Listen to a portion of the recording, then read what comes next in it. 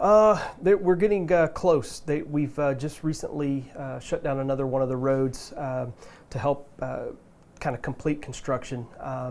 And so we've been working with the contractor, make sure that news gets out, that we're trying to alert the business owners and things. But still on track to finish in the scheduled time that we had. And so that's something positive to look forward to. We also made those improvements there with storm water drainage and things like that. And so, again, it's going to improve that area, make it more mobile and safer for motorists that are driving through there. And this is going to have an obvious answer, but why is that important to the people of Kilgore? Yeah, it's important. Traffic circles and roundabouts, and not to get weird, but it's actually a traffic circle, which there is a difference, but it's not big. So in that traffic circle, those are shown to reduce collisions by even more than 70%. And so when there's opportunity to put these kinds of intersections, they're called innovative intersections throughout Texas, that's something we look at. Not every intersection can, let's try to think. Not every intersection can support a traffic circle or a roundabout. It does take up a lot of right-of-way, so there's certain details we have to look at when planning that. But this intersection, this traffic circle, can increase safety in the area. It will. There just needed some improvements there. It has been there a while, and so just to make those improvements to help keep our motorists safe. So how exactly does a traffic circle function?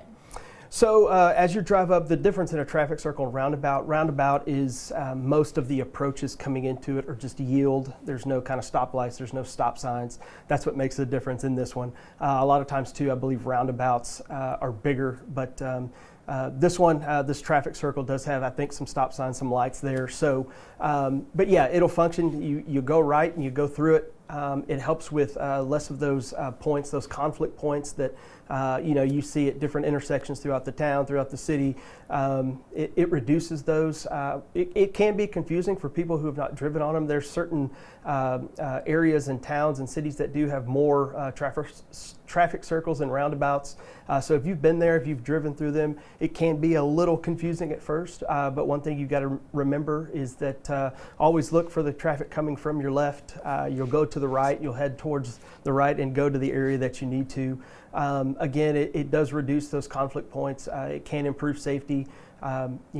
East Texas does not have a lot of them, and so the Kilgore traffic circle is a very unique thing, and so it's something that we've worked hard on to improve in that area, and we'll continue to monitor that, and if there's any other opportunities to put traffic circles or roundabouts, which I believe there are here in the city of Tyler is working on one right now, and so again we'll continue to look anywhere we can improve safety, we'll do that.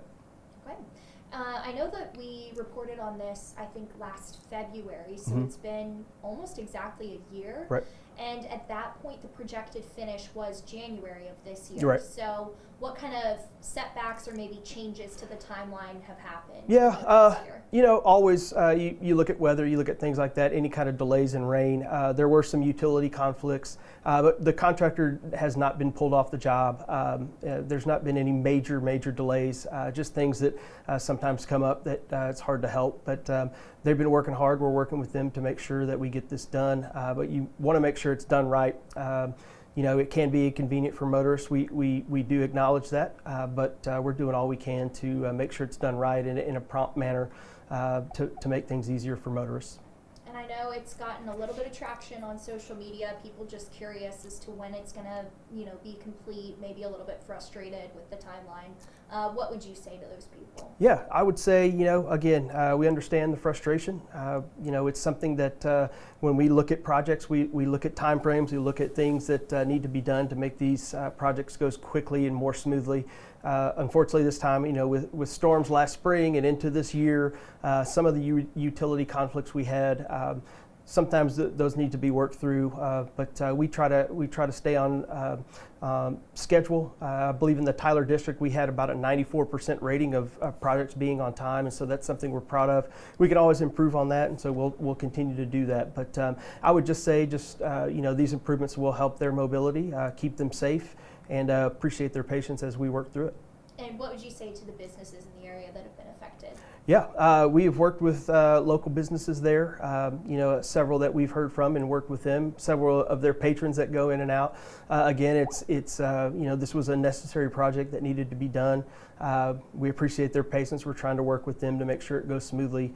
We've done multiple things with them, working with them, the contractor as well, to help with some of the inconveniences. But again, it's something that needs to be done, and we'll continue to work and try to finish on time in a prompt manner.